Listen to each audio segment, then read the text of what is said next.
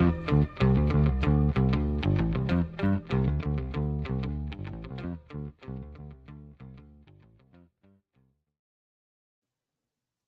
hello. Welcome once again to another edition of Quoth the Raven, Lewis Bright Raven.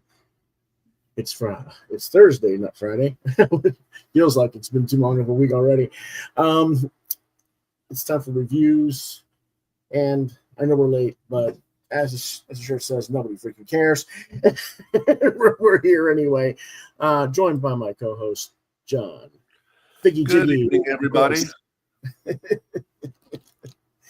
Alrighty, we are gonna go straight to the reviews, I think, because my brain's fried from trying to write all this stuff up. All right. I'm gonna have to. No, I don't want to do that. All right. Okay, never mind. Yeah. Batman, Green Arrow, and The Question, Arcadia #1, $5.99. This is DC Black Label. Written and illustrated by Gabriel Hardman, color by Romulo Fajardo Jr., lettering by Simon Boland. Hardman does the main cover, as you can see here. There's also variants by Dennis Cowan and Bill Sienkiewicz and Kevin Nolan. Editors are lead editors Chris Conroy, assistant editor Pat Ash Padilla. Genre superhero mystery suspense. Release date November 26, 2025. What's it about? Through the decaying husk of Hub City, Vic Sage, also known as The Question, goes deep undercover on the trail of a human trafficking operation in the frozen Arctic. Oliver Queen, Green Arrow, has been pushed out of his own company's C-suite and must get his crumbling life back together. But what is Queen Industries' involvement with a mysterious project dubbed Arcadia? Spurred on by The Question, Green Arrow joins the hunt for answers. One obstacle stands in the way of their investigation: the Batman. Hard-boiled modern twist on the DC social thrillers of the 1980s, updating this opinionated trio of lone wolf vigilantes for the era of open-class warfare and ecological collapse. And this is the Dennis Cowan and Bill Sienkiewicz cover. Kind of a... Anyway, what did I think? I think Gabriel Hardman is trying really hard to capture the vibe of what Danny O'Neill hit hard with as a writer for all three of these heroes over the course of his span of his career, but notably the 80s stuff that O'Neill did on The Question. Hardman does an adequate job of setup here, putting all the pieces on the set and getting the cast in line. His art is very attuned to the same aesthetics and same kind of atmosphere that the O'Neill and Dennis Cowan Question series of the 80s had. It has just a little bit of Mike Grell's Green Arrow in there as well. I would have liked this oversized. I would have liked this book in the oversized Black Label format that the Question miniseries came out in Black Label, or the current Batman Second Night is being printed in. But I suspect that format has had resistance from retailers and isn't selling as well as it should. So I guess it does seem reasonable to release this in the regular floppy size, and maybe they'll do an oversized collected edition later. Anyway, it's a very nice start. I'm looking forward to see where Hardman takes it, and I'm going to give it a 4 out of 5. The only cover I really like, though, out of all these is the Hardman cover. Not that any of the other covers are particularly bad. I mean, it just doesn't. Something about the Hardman cover captures the right vibe, though. Does that make sense? Yes, it does. Okay. But let's here's the main cover again, and this is definitely a mature readers only type thing. It has heavy themes with human trafficking and everything going on, but as you can see, quality artwork here.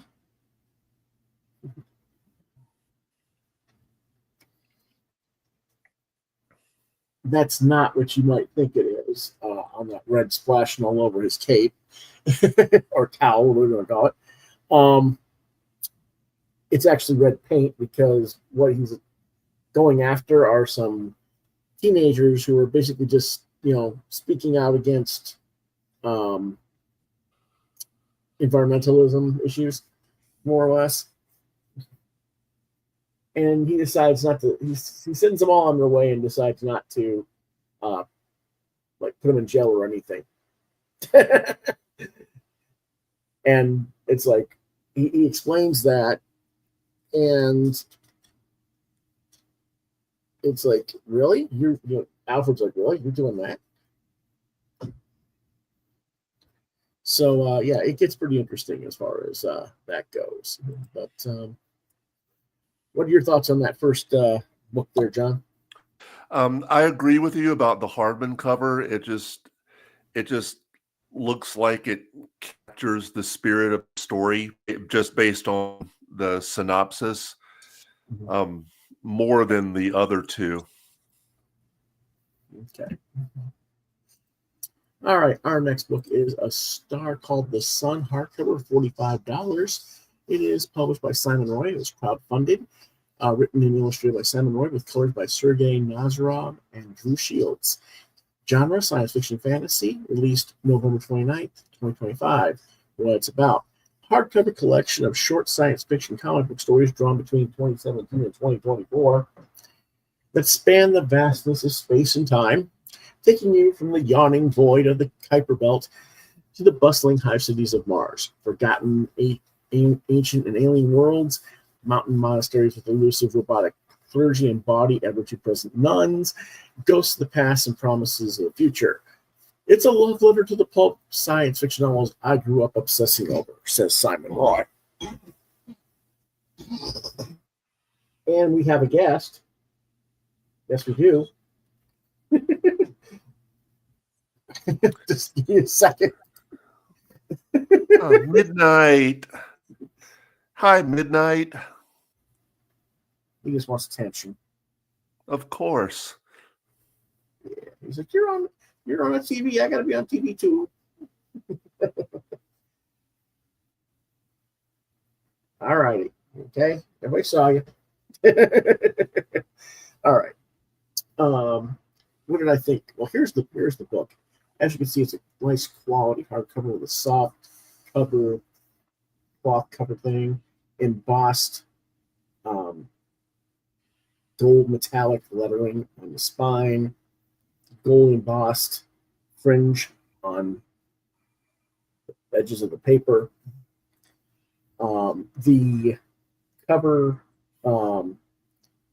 has embossed textures.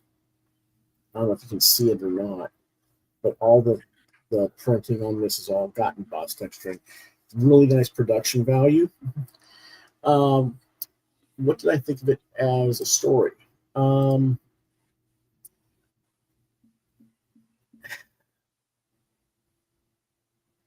The art, because of the print size on this, it's not quite 6x9. It's a little bit off of that format. The art's a little bit tight. Makes it a little bit hard to read it in places.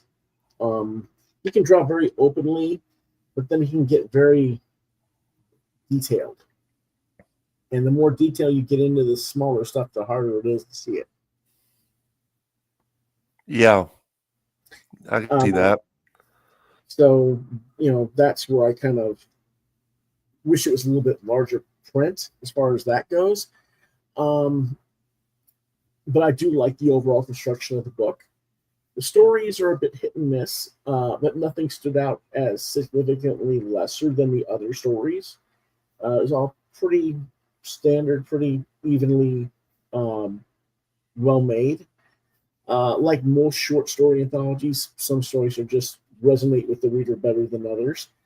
Now I read this one a little bit too quickly because I had so much to read this week. I can't really tell you which stories were my favorites. I may have to come back and revisit this book. But I was thoroughly entertained. I felt like I got my money's worth out of the project, not just because I got this book, but because there was multiple other books that I'll be reviewing next week from Roy that came with this. So I look forward to reading those books I acquired as part of the crowdfunding campaign. But overall, I'm going to show a little bit more than just those few pages here. So would you say the $45 price tag was justified? Oh yeah. Can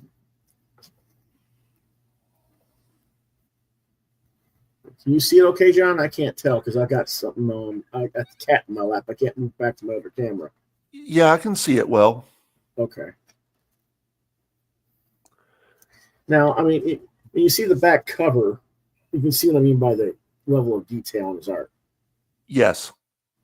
And, you know, when it gets to those smaller sized images, it can be kind of rough, I guess. But, you know, I enjoyed it overall, like I said. You know, so, and there's a lot of, like, making of content in the back of the book as well.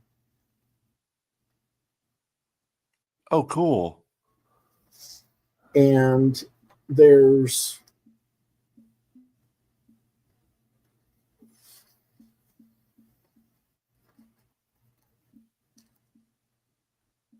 other stuff in here with as you see the technology and different stuff.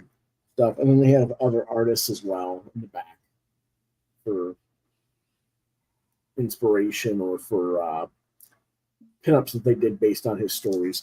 So, you know, it's not bad. It's not bad at all. I gave this one a 4 out of 5 overall. And there you go. See, I was reading it, but the cat would not let me.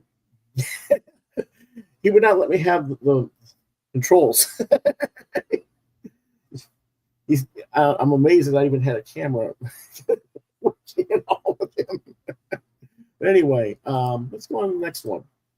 Our next one is yours, John. All right.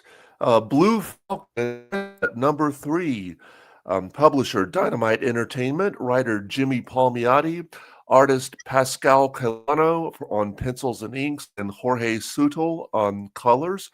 Lettering Jeff Eckelberry. Cover artist is Lucio Perillo, with variant Amanda Connor, who you're seeing right here. Joseph Michael Linsner and Francesco Mattina. Genre action adventure superhero. Release date November 12th, 2025. Rating teen. What it's about. Dynomutt Unleashed. In this issue, after saving a bus full of civilians from a deadly explosion, a critically injured Blue Falcon is rushed to the hospital, leaving him vulnerable to retaliation from the criminal elements he has been targeting so effectively. One villain in particular is determined to have her vengeance on Big C's Cowl Defender. But the furious feline power of Beast Woman is about to meet its match in the form of a new, augmented, and cybernetically enhanced Dynamite. And this is the Perillo cover you're seeing right here. So this issue introduced Beast Woman, who was actually a villain in the original cartoon. And yes, I did have to look that up. And we finally get to see Dynamite in all his glory. But for me, this issue is more of the same, okay art or dialogue. Now, while it is cool to finally get to see Dynamite in action, and I'll stop and say here, after I sent this in to Lewis a couple of days ago, I kind of had a change of heart about being done with the series, only because it was issue 3 of a 5-issue series, and it's like, what the heck? I'm over halfway done. Might as well see through to the end, even if I don't have very high hopes for it. But anyway. Oh, okay. But all right. Well, that's fair.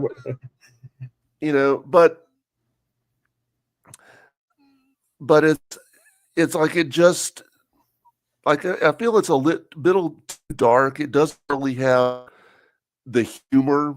I mean, it certainly doesn't have the humor of the original series, and it, which is, the concept that gave it its heart. And the art and stories really don't fit what I was hoping for.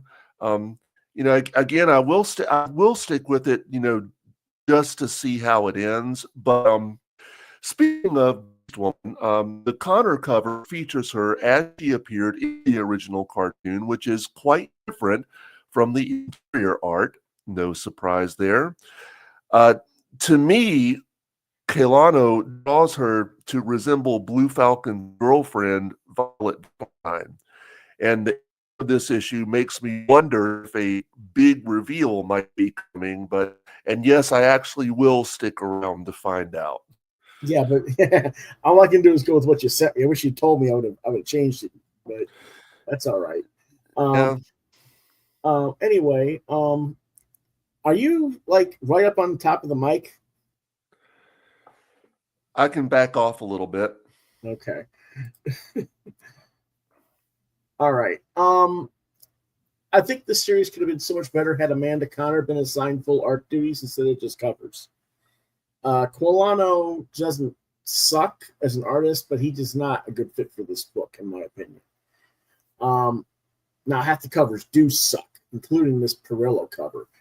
How damn hard is it to get the cover artist to do the character on model? Look at this cover. No falcon eye on the side of the head, which means no flared wing eye flaps, on the head. The beak looks more like a weird metallic helmet piece. And is this supposed to be smoke or lightning coming off of his body? It just doesn't make any sense. Bad cover. And for God's sakes, artists, your superheroes' veins do not pop through spandex or padded rubber armor suits. You only draw that crap when the character's actual skin is showing. It's just, it looks like little lightning streaks of muscular veins going through them, and they don't even make sense to the shape of the arms or nothing on this thing. It's really a bad art piece. I'm sorry.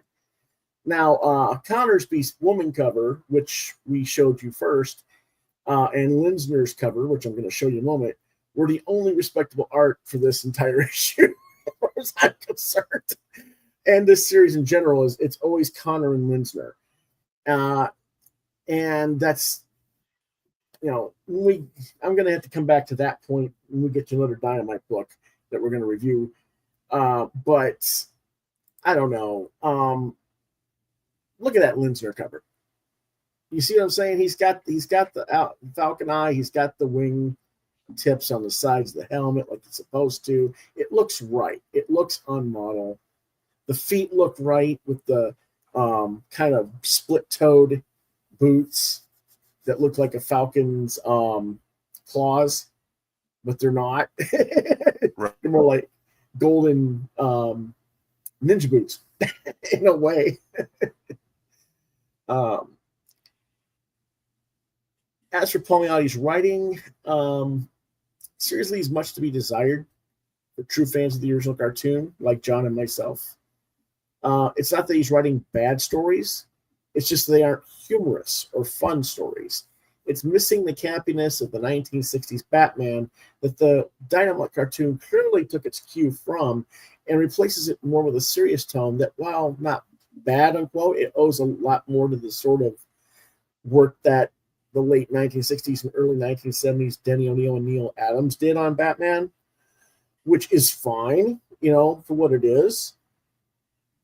But that's not what I was looking for out of Blue Falcon and Dynamite. I'm looking for the comedy hijinks. I'm looking for Dynamite to be silly and goofy and kind of screw up everything, but still somehow manage to save the day.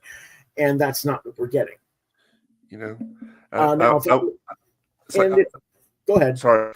Yeah, I want to hear Gary Owens and Frank Welker's voice when I read the book. Yeah, exactly. And you really don't. Nope. And unfortunately, that kind of puts us on a down note on the book. John gives it 2.5. I give it a 2, unfortunately. And this is something that really ticks me off about Pascano Pascal Coelho's art. Why is the color of her hair in the comic black when she's a blonde? And where is her jungle whistle on the design? They changed the jungle whistle on Beast Woman to like a skull face or something, trying to make her more badass or something. I don't care. The whole point of Beast Woman is she can blow that whistle and control any animal, including Dynomutt. That's kind of what the freaking point of that character is. So I don't understand. And it's the way he drew her, like it's like it made me think of like is she really Blue Falcon's girlfriend? Because that's exactly what she looks like in this age to me. Yeah, well, I'll get to that in a minute, but if you can't even keep your characters right from cover to inside like that, that's the kind of stuff that makes me want to fire all of Dynamite's editors and take over the company myself. I mean, am I wrong to feel this way? No, I'd support that. Now we were talking about the girlfriend, and there she is in the bottom right corner, and we'll comment more about that in a moment. But this art is just so weird. I mean, does anybody know how to draw a hospital room? or any medical equipment at all? I mean, how hard can it possibly be to go visit a hospital and take some photos? When someone's not in the room, can I take a quick few looks at some of the, take some photos of the room and how things are set up in a room, for photo reference from my book, I don't know. They just look so like generic squares with some weird pseudo text on them. There's no actual devices. There's this weird. It's supposed to be an oxygen mask. I've never seen an oxygen mask that looks like that. It just, I don't know. And then there's this thing. Who are you? Oh, I'm looking for Radley Crown. When I hadn't heard from him, I got worried and used my geolocator and says he's here. Can you help me find him? Yeah, okay. But we'll get to that in a minute. Of course, here's where Dynomutt appears. Finally. Yeah. But I'm not seeing, I mean, not that seeing Dynomutt do his thing isn't cool, but why are we seeing the mechanized Doc Ock stretch in this page when he's supposed to be able to fly? Or maybe he's not flying yet, but I mean, I know in the cartoon he can fly. Right. Yeah, so I don't know. It's just, I mean, there could be a reason, like maybe his internal battery needs pressure. He has to save energy, so he's doing it this way. But it just seemed like a weird spot to use this power in context of the story to me. Mm-hmm. And I didn't like. Look at the way Violet's pose. Okay, let's go back one. Her pose is the legs like one straight, one bent, 2/4 way, right? Right. You go to the next page. It's the same. It's basically reversed. And then we got the same kind of pose. There's one leg straight and there's one bent on his legs. Does this guy know how to? It's like, this is not how women normally pose or walk. And am I crazy? But does it look like the way she's spilling all the food and drink everywhere looks kind of weird in perspective in that panel? I agree. Okay. But yeah. And I knew you agreed because you asked me like this about the leg bend. But yeah, let's go back to that real quick. I'll let you say this though about it. You read it.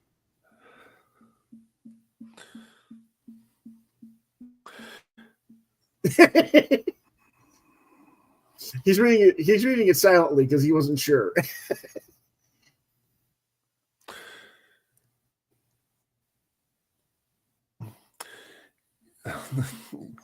Yeah, that too personal? yes, I didn't think about it until just now, but yeah. Okay, I'll say it since John's probably a little bit too shocked now. As someone who was constantly being tracked by his ex, constantly being called whenever he was out on errands or when he was visiting me or anything, someone that uses a geolocator, which was misspelled, Mr. Editor, that kind of creeps you out, right?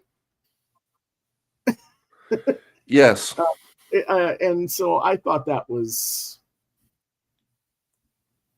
not good. But anyway, the posing on the character, like I said, is much too ridiculous. If I didn't know better, I swear he used the poser program and just was really lazy on the art. So, yeah, we aren't happy with this book at all. Please give us a full book by Amanda, or I'll even wait for one for Linsner. I don't care. I'd rather have a full Linsner drawn book than this. You know. Anyway, we gave a 2.5 and a 2, I believe, is what you said, right? Yes. Okay, so we'll go on to something a little bit better now. Right. Wild West Cowboys of Moo Mesa, number 3, publisher Oni Press, writer Matt Hodson, artist Juan Gideon, colorist Carlo Cabrera, lettering Jeff Powell, cover artist Juan Gideon, who's saying right here, variants by Andrew Franke and Patrick Spaziante, editor Carl Bullers, designer Winston Garo, genre action adventure western, release date November 19th, 2025, age rating 12 and up. What is it about? Gunfight at the not-so-okay corral. Saddle up for a Wild West showdown, the likes of which Moo Mesa has never seen. The sinister shadow villain, known only as Dark Horse, has pushed Cowtown to the brink, vanishing half the townsfolk, including Marshall Moo Montana's old mentor, Mary Quine, mutating the other half into feral beasts, and now they've stolen the cowboys' trusty steed right out from under them. But Moo Montana, Dakota Dude, and the Colorado Kid aren't about to let the villain ride off into the sunset that easy. No sirree, ma'am. It's time to head underground into the tangled, treacherous tunnel network beneath Moo Mesa. So, if the first 2 issues introduced the characters, set the scene, and saw the formation of the Cowboys, this issue is all about the action. It starts with a bang, literally, and does not let Hodson and Gideon do a nice job of showing both sides of our heroes. Colorado never wastes a chance to be a ladies' man. Dakota and Miss Lee have cute exchanges, and Moo displays genuine care for Cody while quoting from the Code of the West. But when it's fight, boy, do they fight. And Gideon and Cabrera just go to town on this very entertaining, action-packed issue that just zips along. Now, as for this cover, so Gideon designed all of his covers to be interlocking with one large image spread across all 4 covers. But I really wish Dakota's entire figure was on this cover, because Gideon did a great job with him. And we'll just have to wait until next issue's cover to see the rest of them. It's weird. It's just strange not having his other arm on the cover. Yeah, I do have to agree that the cover was sort of a letdown because of how the figure's cut off. What we do get, again, looks great, and at least Dakota's muscle veins are on the bare skin here, unlike that god-awful Blue Falcon cover. But I digress. But yeah, I really don't care for the interlocking cover nonsense. What are we supposed to do? Buy extra copies, peel off, tear off the covers and put them up on a wall? Just make the damn image a poster, one big poster, and I I bet if it was all one big poster, you would have bought that poster for $8.99 a poster, right? Probably. Because you like posters and you like this, this is your thing. So, I mean, story-wise, Hodson is the pacing well thought out. He gives the characters enough space to breathe and present as individuals while moving the plot forward consistently. This is probably the best writing I've seen from Hodson for a comic series to date. I know. Some of you, even John, might say Biker Mice from Mars or Power Rangers. I say you're saying that because those IPs are just more popularly known, not because those books are better written than this one. Just my opinion. John gives it a 4.5. I'll give it a 3.5 because I'm not quite as keen on some of the art on this one. It's not consistent enough for me, but we'll get into that in just a moment. Like that cover is amazing. It has a feeling of like a Jay Lee almost on top of it,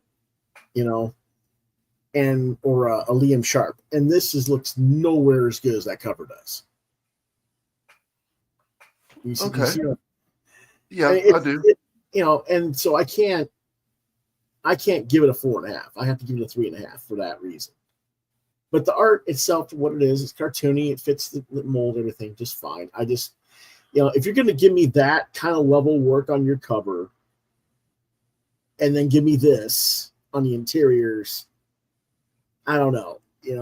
I have to knock you down a star.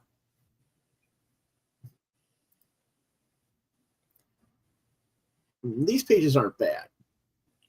Yeah, those are two of my favorites in this issue. But I wish the editor had counted the pings and the bangs.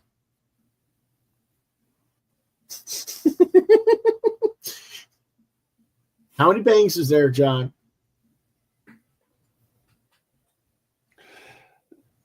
Yeah, there's 4 bangs and 5 pings. I guess one bullet went ping, ping. I don't know.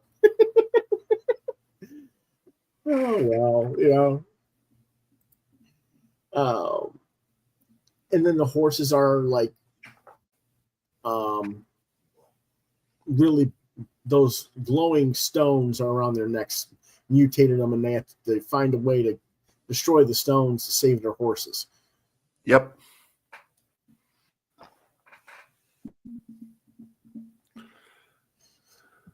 And the last panel, it's like, can that be our catchphrase? Like, really? Was that an actual catchphrase in the cartoon? I think it was, yes. Okay. I just wondered, because you're the one who was a fan of the cartoon. I never watched it. So, and speaking of beasts that want more attention, what's your problem?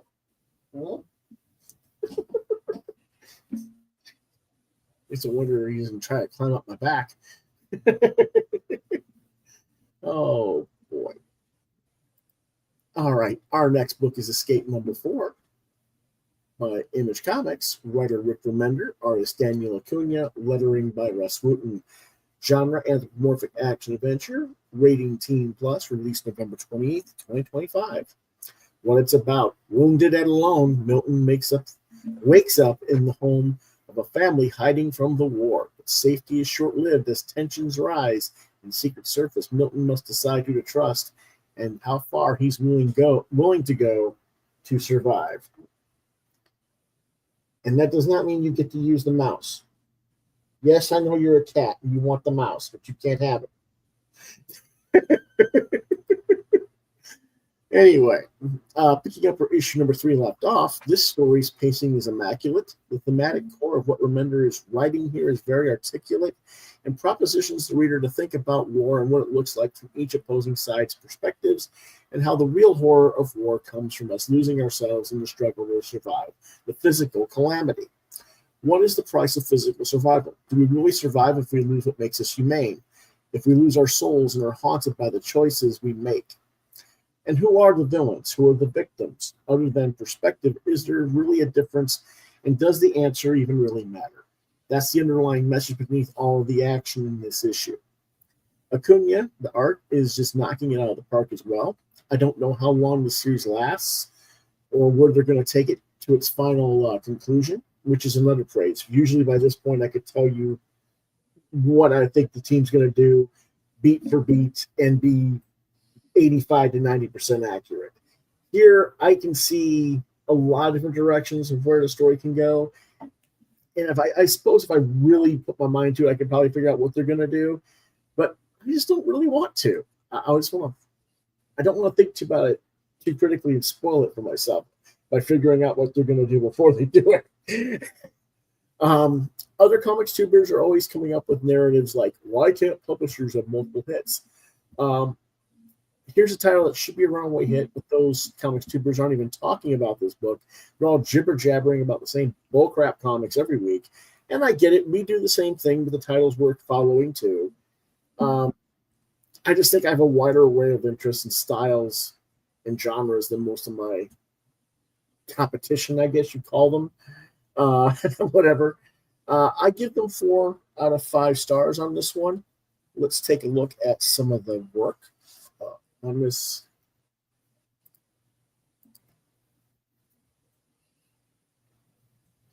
There's your cover again. And the back cover is, it looks nice and light here, but if you flip it around with no light on it, it gets pretty dark. You can't hardly see it, but that looks pretty cool on the back cover. They're reporting his death, or a seeming death, to his wife, letting him know.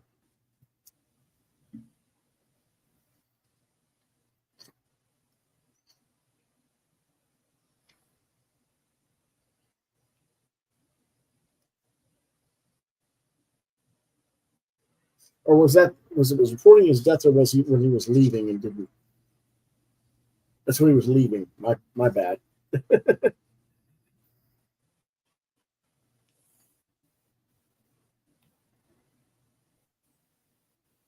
So, yeah, there's another point in this where they're saying he, because they can't find him, and when he crashed the plane, beginning of the story. So anyway, at the end of this, the writer recommender gives a little bit of a history of what caused him to write this book, and how it's a personal story based on family history and who fought in the war and stuff as well. So that's nice. That's nice. Yeah. Very relative and stuff like that. So now you know where the idea came from. And I think that's pretty cool.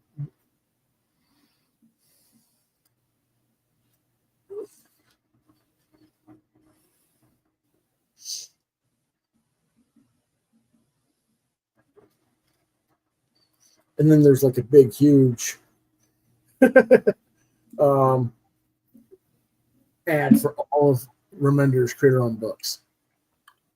Wow, that's quite a few of them. Yeah, those are like the covers to all the different trades he's got out. So quite a bit there. Kind of cool.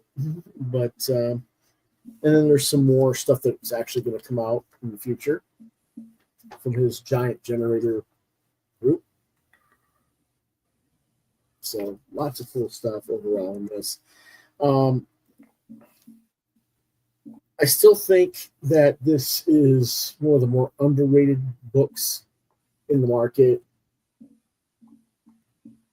And again, everybody likes to talk about their Geigers and their anything Miller World, anything Jeff Johns, we'll talk that up. But something like this, no, we ignore that. Yeah, it's time that we start giving quality books a little more screen time, I think, rather than talk about the same books over and over all the time every week. I like I said, we cover a lot of the same books that we're covering because we're reading them. But once we get through a story arc, I try to find something new. And so does John to some extent. I mean, maybe not as much as me, but I mean, when you go to the store, you're always looking for something new, right? I see what they have, and each week. Mm-hmm. So, all right, let's go ahead and move on to the next one. That's one of yours, John. It's HERCULOIDS number 5 through 10. Oh boy. HERCULOIDS, publisher Dynamite Entertainment, writer Tom Snigoski, artist Craig Rousseau, lettering Taylor Esposito, colors Omi Rimolani Jr. Covers are Francisco Matina, which you're seeing here, Joseph Michael Linsner, Bjorn Behrens, and Kyle Hotz. Editor Joseph Rybant, genre adventure, fantasy, sci-fi. Released July through November 2025, rating Teen Plus.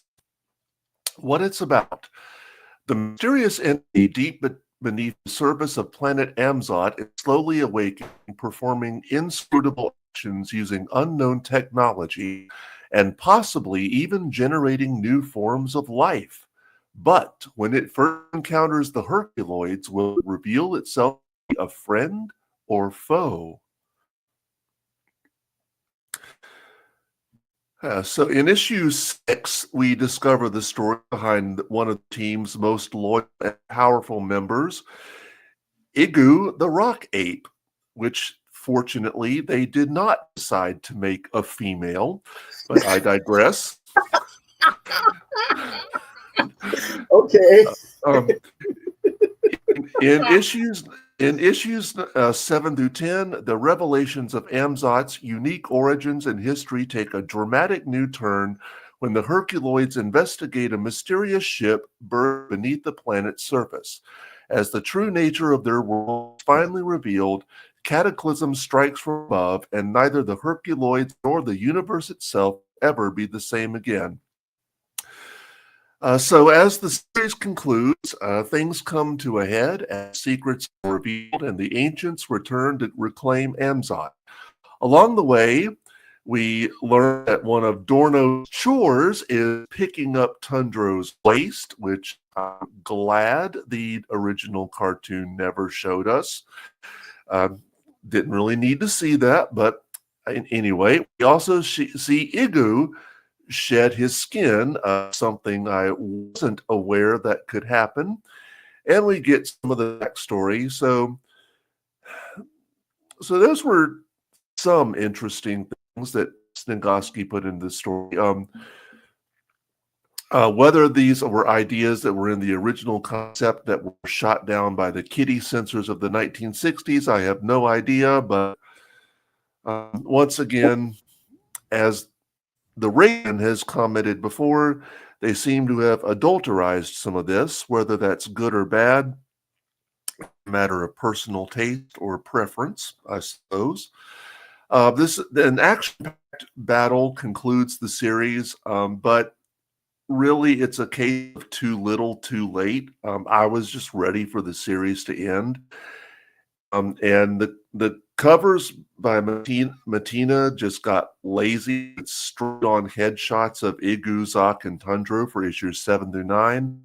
The variant covers were okay, but it can be a difficult task acquiring a good cover if you don't rush the store every week. And even if you request a specific variant, sometimes just by human error, they forget and you end up with the main one. My thoughts on the series as a whole, I won't say it was terrible, but there's just no denying that it didn't live up to its potential. I still don't understand some of the creative choices that Snigoski and Rousseau made, such as making Zoc a female and drawing characters with literally blank faces, as in no facial features at all. And how some of that stuff was even editorially approved. The series just wasn't as good as it could and should have been. The story at the end picked up some traction, but it just felt average. Yeah. to give some Signosky some credit, I really do think he did some research into the original cartoon.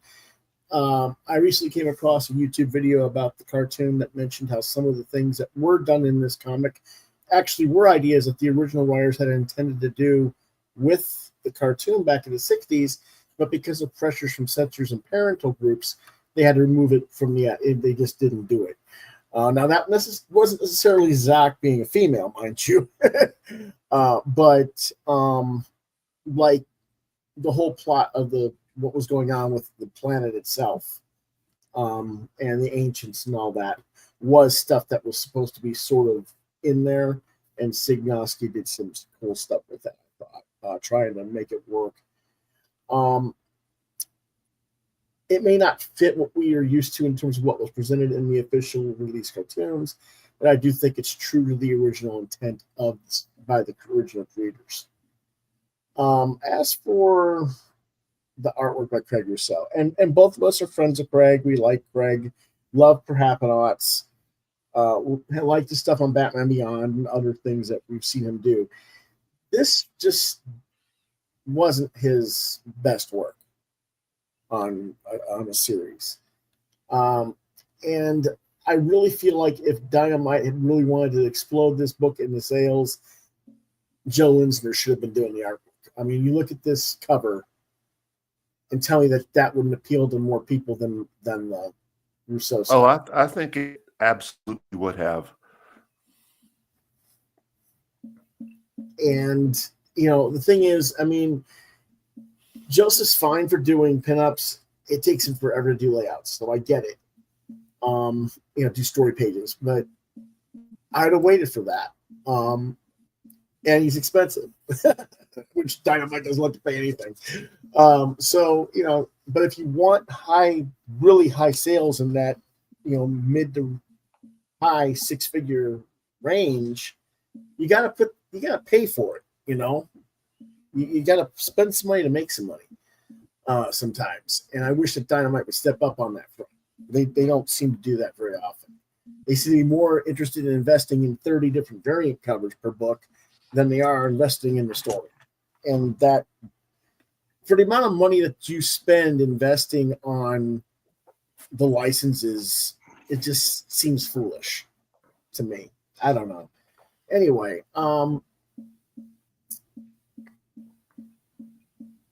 maybe get a one-shot completed story by Linsner with a higher page count that can be released whenever it's ready.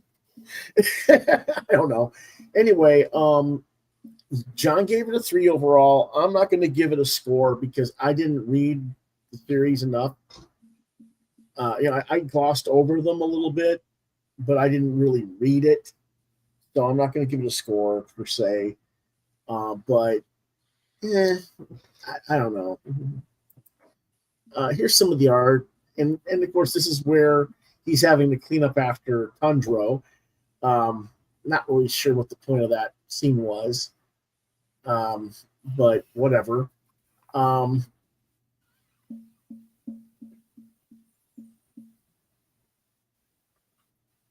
And at least we'll say he did manage to get faces on everybody this time.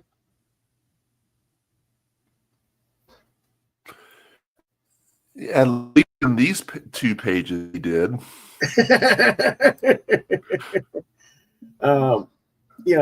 But it's kind of funny when you see he's eating up stuff, and then the rocks there, and then he's like, poo, poo, poo, poo. Now you just got a whole new thinking of what he's actually shooting out, don't you? Yes. It's like, you shouldn't have done that. No. I don't know, but did you realize that until I mentioned it? I had actually thought that, yes. Okay. All right. And then this is weird. I guess Dorno got turned into Dorno got captured, so Gloop and Gleep were trying to console Tara a bit by making fake Dorno, which, okay, whatever. Yeah, I didn't really see the point of that either. So yeah, it's just kind of a weird thing. It's like I love that image of Sock on the right. It's like that's to me what was so frustrating about this series is that there was some good stuff in there, just not enough good stuff. Okay. Alrighty then. Let's see what else we've got going on tonight. Okay. We've got The Last Day of H.P. Lovecraft #2 for $4.99 from publisher Boom Studios. Writer Romuald Relivo, with English translation by Mercedes Guillaume. Artist by Jacob Rebelka. Lettering by Ed Dukeshire. Designed by Midi Paul and edited by John Motion. Genre, historical fiction, released November 26, 2025. This is the adaptation in English from in Europe. It was actually released in a full graphic novel over in Europe. I don't know why Boom broke it up, but they did. Anyway, it's a haunting exploration of the man behind the myth, continuing. In the second chapter of the stunning adaptation, Lovecraft's personal history takes center stage. What events led him down the path of his madness? Oh, that's nice. It got messed up. All right. Okay, what did I think? Well, let me go ahead and change that since it didn't get printed up right for some reason. Hold on, let me see if there's more here or not. Okay. Basically, this issue is about his trauma with his relationship with his spouse. Her spouse did kind of like really loved him, but despised his racist and his anti-immigration. He was a very not cool person. Today, if it was a person of his success as a writer, if you found out how he felt about different racial backgrounds and immigration and everything, he would be cancel cultured. Everybody would cancel him. He wouldn't be producing books, nothing. So there's that. And so it's about her relationship of trying to get him to basically stop being a dick. and she left him, and he's like mourning that loss, but yet never like filed for divorce or a legal separation because he still loved her and she still loved him. It's weird. Anyway, it also delves into the relationship with his mother and the parental trauma that he suffered through. So if you're into wanting to understand why Lovecraft did things the way he did, this is a very exceptional series. And I wish that Boom had just went ahead and adapted it in the full one book instead of releasing it as a miniseries, because it comes out every 2 months. And I think audiences are going to miss it. They're going to overlook it. And it's a shame because it's won numerous awards overseas. So I give the book a 4, but it's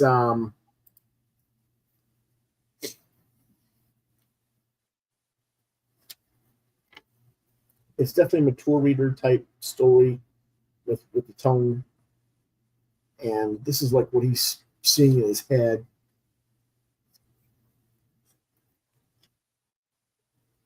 And that's his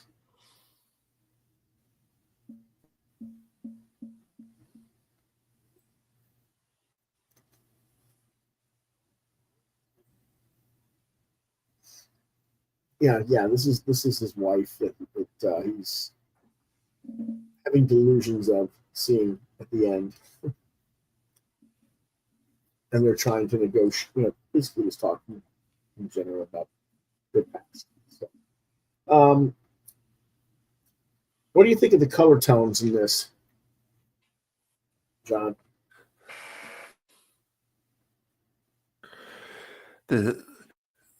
Too red for Yeah, you? they seem to be a lot of reddish brown. Yeah, it is. It is. It's all reddish and browns. I just wondered if that was something that bothered you, or if you thought it was a really, the way it's executed overall. Does it work for you, or? I mean, I don't have a problem with it. No. Okay. Of course, our colorist is not here. He's taking a break, but this is the kind of book that he should be like talking about. But that's life.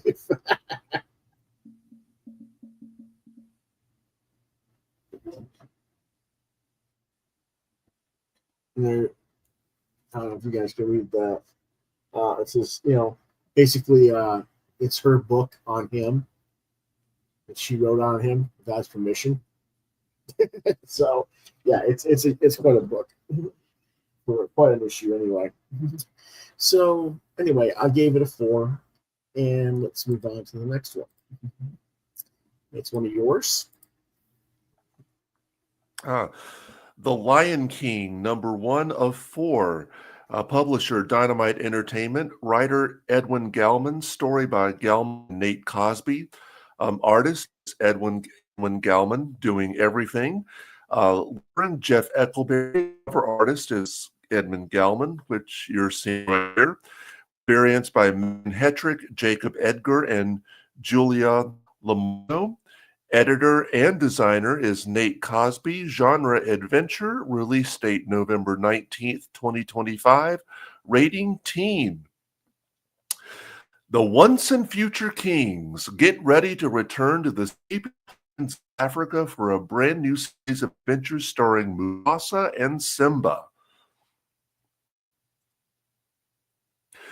Written and illustrated by acclaimed talent Edwin Gallman, and set in the golden time for the rise of Scar, the Lion King follows the ruler of the Pride Lands and his young heir as they navigate the complex network of relationships that make up their kingdom and learn firsthand how to defend it against the forces that threaten it both from the outside and from within. Featuring appropriate covers by Gallman, Megan Hetrick, Jake and Julia Lamorno, The Lion King #1 deepens the bond between father and son that lies at the heart of one of the greatest animated films ever made. So when you think about the phenomenon that Lion King franchise has become since the original film's release in the summer of 1994, it's strange to remember that there was a time when The Lion King did not exist. Disney had little expectations for it, calling the production crew the B team, while Pocahontas was considered prestige production and thus had the A team. Only for it to outperform Pocahontas by nearly triple and become a mega blockbuster. Seriously, Lion King cost $45 million to make. It grossed $980 million at the box office.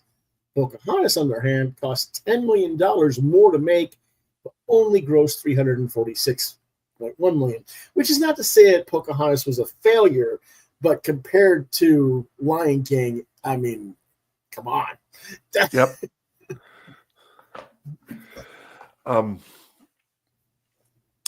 So I myself was working at a movie theater at the time, and I remember very well the busy crowds for this movie, as well as, I will admit, dressing up as Simba to sell merchandise in the lobby. Thankfully, no pictures of that exist that I know of, but I digress. No digressing. We must find the John Simba at all costs. We must.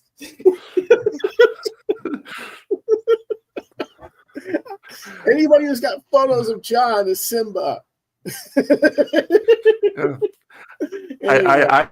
I will admit I actually made a couple of little kids cry. Not that I intended to, but anyway.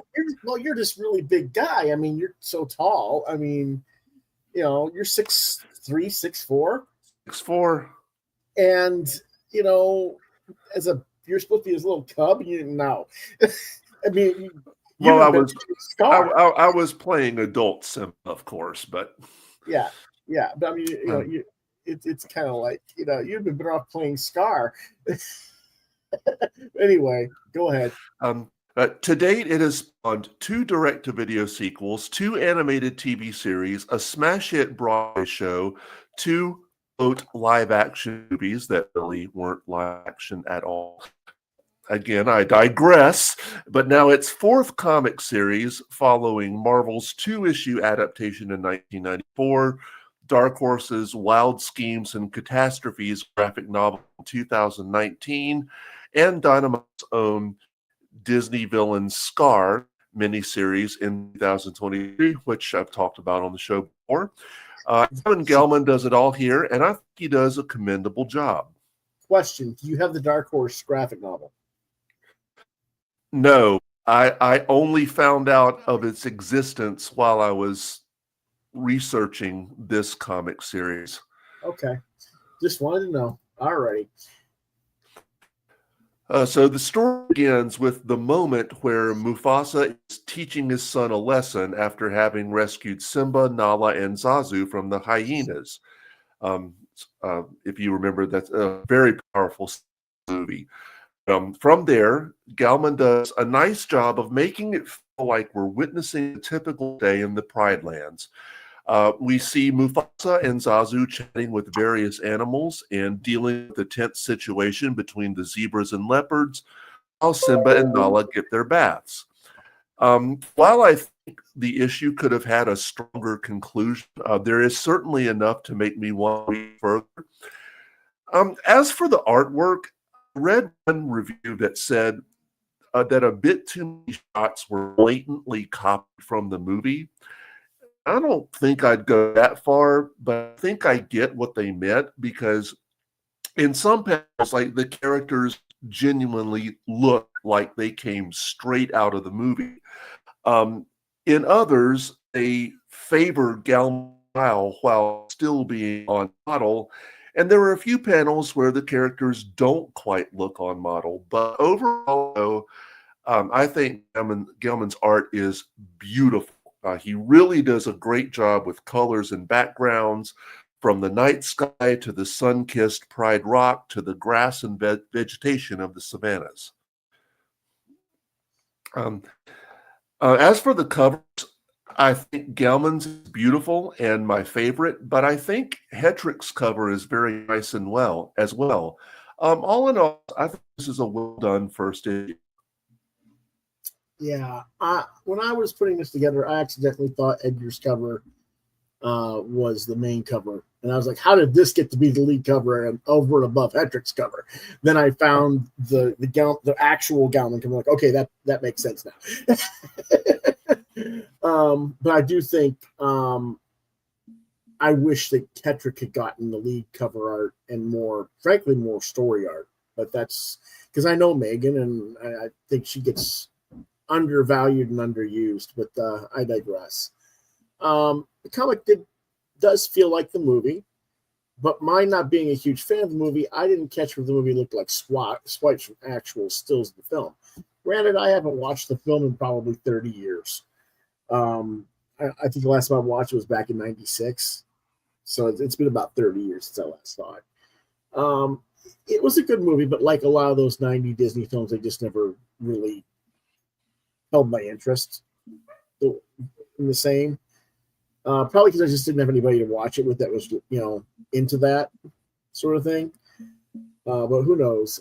Anyway, I was more put off by the inconsistencies in Gelman's art, as you mentioned. They're not horribly bad by any means. We've certainly seen worse on other Disney comics by Dynamite, and we've talked about that. But it did kind of weaken the reading experience, in my opinion. So you gave it a 4. I'm going to give it a 3. But to be fair, I'm not as big of a fan of The Lion King as you are. So, okay. If I were a fan, maybe I'd give it a 3.5, 4. I don't know. But, like I said, I've just never really been a big fan of that particular cartoon. So, Our next one is Metal HURLANT number 3 for $29.99. Humanoids Publishing, written and illustrated by various. The editors, curators are Jerry Frizen, Fabrice Geiger, Amanda Lucido, and Jake Thomas. Genre, fantasy, science fiction anthology, released November 10th, 2025. What's about? Go ahead, let out your inner monster. Just like my cat tries to do every time when you see him on the screen, tries to climb out of my chest. I think the cover writers trying to figure it out, right? We're all friends here. What makes a monster? Is it a strange and horrific physiology, a cruel and vicious disposition, a malevolent and otherworldly air? Perhaps the answers lie under your bed, or in the deep, dark woods, or even behind your eyes. Monsters lurk everywhere, and you will find them aplenty. From the deceptively adorable to the mind-breakingly incomprehensible, from the fantastical to the ultra-real within this installment of Humanoids' celebrated genre anthology, Metal HURLANT. Inside this 272-page monster of a tome, an interview with writer, director, producer Brian Usna of Society, Bride of Reanimator, and Return of the Living Dead 3, study of Noel Carroll's Taxonomy of Monsters, a brief walk through the enduring legacy of Mary Shelley's Frankenstein, and 25 different comic tales of magnificent monstrosity from these terrifyingly talented creators of comics past, present, and future. Yeah, that's part of the reason why I'm like, I'm burned out. That's a heck of a read. From psychological terrors to body horror to examining how monsters perceive us, the curators really did an amazing job on this volume. And I haven't quite read through the whole 272-page book yet. I had to skip some of the interviews and text stuff just to make sure I got all the comics read. But I'll get back to the other additional materials. I'm sure the stuff I haven't read will only strengthen the overall product. It's usually what happens when I read the mag. My favorite stories in this were Bomb by Jim Bishop, the Ballad by Mobius, The Songs of Maldoror by Antonio Palacios, and The Bracelet by Kobe Ran and Rurik Saleh. There were a couple of stories that stylistically didn't necessarily appeal to me, kind of off-putting, but it wasn't bad art. It was just, it certainly fit the overall theme of the volume. It just, you're not going to like everything in an anthology, usually. There's always going to be something that just doesn't quite click. The cover by Peach and Mocha is interesting, but a little bit confusing to me, because I'm trying to figure out what is the cat climbing out of. It's like the cat's sort of coming out of the mouth, the tail's coming out between the eyes, and then the chest is open, split open to have like the venal tissue of the chest there. It's kind of it's just a really weird looking cover. Anyway, it's not the best book I've seen out of Peach Momoko. The book is certainly worth more than the cover price, and I hope that Humanoids' financial woes don't somehow put the series to an end. I don't know if it was you or Chris who asked me this. We were talking about the bankruptcy with Humanoids, and that must have been Chris. Okay. Anyway, to my understanding, they're going to continue with this series through however long the crowdfunding campaign, which is how I bought these. I backed it for a subscription. When that concludes, that'll probably be the end of it. I think that means I end up with 6 issues, and this is issue 3, so we got 3 more to go. If they remain this strong, and I see no reason why they wouldn't, assuming the editorial team remains intact and they're doing their thing, we should get 3 more really cool series, and it'll be sad to see everything go after that. 4 stars out of 5. I'm going to show you this bad boy. There's no way I'm scanning this thing as thick as it is. There's your cover.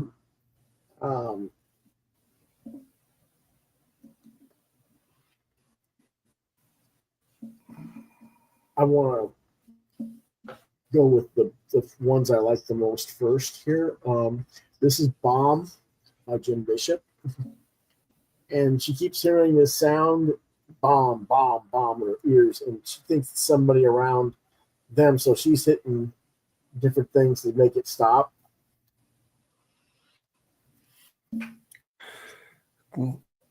She can't hit stop, and it's driving her crazy. Keeps hearing it in her head. Kind of reminds me of the Telltale Heart. Yeah. Takes the fire extinguisher and bashes through a door, trying to find out what's going on, what's making the sound, what's making the sound.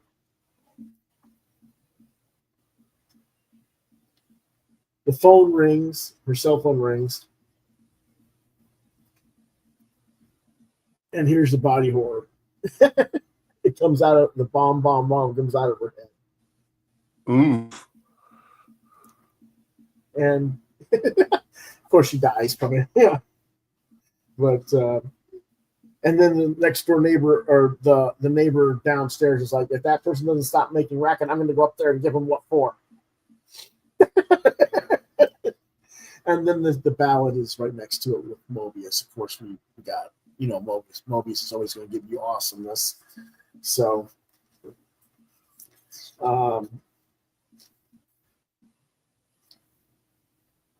here's some more awesomeness from Mobius. Very cool.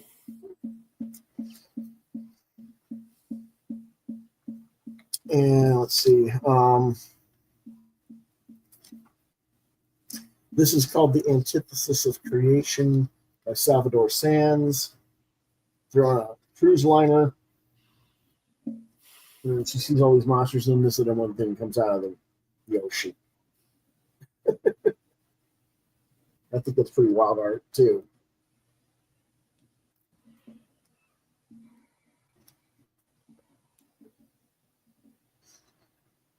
And of course, there's a lot of good art that I can't share with you because it's got nudity and other things, and unfortunately, that's just makes heavy metal.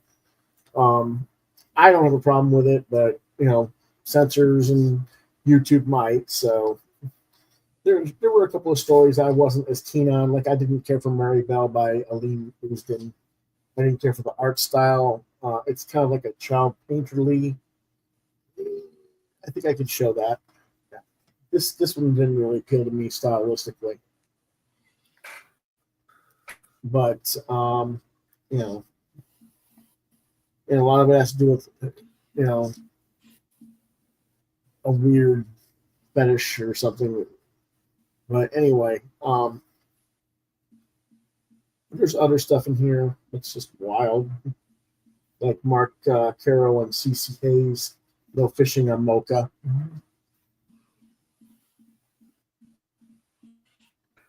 Okay.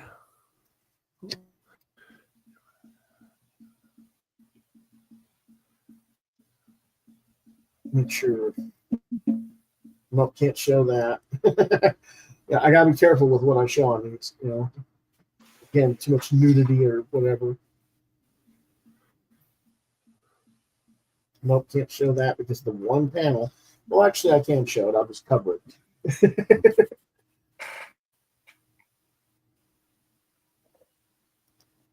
It's cool looking art. Yeah, it is. But, where I got it covered, you don't need to see the person's drawing shot. But anyway, so there you go. There's that going on with that. I know heavy metal's not really your jam, John, but, I mean, do you wish they made more magazines like that with just more, I don't know, no nudity in it, at least, right? Yeah, I mean, it certainly wouldn't hurt. Yeah. Okay. Well, it is what it is. All right. Well, we have to go to something a little bit more into the body horror and leans in a little bit. That's Orphan and the Five Beasts, Bath of Blood, number 3 of 4 from Dark Horse from James Stokoe. He does all the stuff in the whole book, edited by Daniel Daniel Chabon, with assistant edited by Chuck Howlett, Lisa Foster, R. Cubans. Genre, fantasy science fiction, rated 18 plus, release date December 3rd, 2025. The bloodbath begins. The beast has finally been revealed and is hungry for a fight. It will take all of Orphan Moe's skill, fortitude, and luck to see her through the night as her spear tries to pierce a seemingly indestructible foe. Very insane story, as Stokoe really ramps up the violence in this issue. And given how violent the series is to begin with, that's speaking volumes. Very manga-esque in the fight scenes, in that we're dealing with certain ways that characters fight and evolve as combatants, but they're reliant upon certain techniques, perhaps to a fault. I've spoken about that sort of thing when reviewing Kaiju number 8, for example. Stokoe certainly is getting his Junji Ito on in this issue as well. Lots of body horror and grotesquerie going on. Don't get me wrong, I knew what I was signing up for on this, so I'm not offended, but it's definitely a mature reader series. He does some really beautiful art, despite the context. It's a weird sensation of wanting to look, but not look at the art at the same time because of what is being depicted. But overall, it's a really top-level book on the shelves this week, and highly recommended for those of you who are into the adult manga and Japanese live-action films. You like Junji Ito, you'll love this stuff. Anyway, I give a 4 out of 5. Again, the art here, this is the clean art, shall we say. The art's gorgeous. You know, I don't think you can really fault the artwork at all. And, you know, here's some more of it. But, you know, I'm showing the stuff that doesn't have any of the really have the body horror or anything in it, though. You know, I'm trying to be right. You know, but it's kind of, you know, it's something else to read. I'll tell you. All right, that's all we got for tonight. Tomorrow, the full-size review crew will be back together one last time this season as Chris Hall and joins both of us to review Marvel Studios' Fantastic Four First Steps. That's tomorrow night at 8 p.m. live. That'll be John's last movie night for the year because he's going to be doing holiday stuff the rest of the month. Mm-hmm. But he will be back on our Thursday show for comics. We just don't know what all he's going to have time to review. Right. So next week, this is what I'm hoping to get through. Thunder Punch, Gunship Thunder Punch 1 and 2, Save Now number 2, Resident Alien, Book of Change 4, Battle Bug, Cosmic Doggacy, Gotham by Gaslight, Justice League, or League for Justice, rather, the last issue of that, Space Scouts number 1, Translunar number 1, Altiplano number 1, Anticucho number 1, Trujillo number 1. Those are all by Gustav Vargas. The Antiplano and Trujillo. Mercury Mouse, which we've been meaning to get to for weeks. And we missed Strange Adventures, our throwback, so we'll get that. Yuletide and Robo Wolf as well. So we got that, and then whatever John's going to come up with for next week. Okay? A lot of stuff next week. So, in the meantime, I'll reach out to us on social media. Lewis Stop Right Raven on Facebook, at Twitter X at Lewis Right Raven 2, DeviantArt.com/RightRaven to see my art. You can watch and Quoth the Raven, Lewis Right Raven exclusively on YouTube. Email Quoth the Raven, LBR72@gmail.com or LewisRightRaven@yahoo.com. And John's is GrayFigurel@hotmail.com. And yeah, crazy stuff going on. So we'll see you guys tomorrow night at 8 p.m. Catch us on the replay, and thanks for watching. See you next time. Quoth the Raven, nevermore. Nevermore.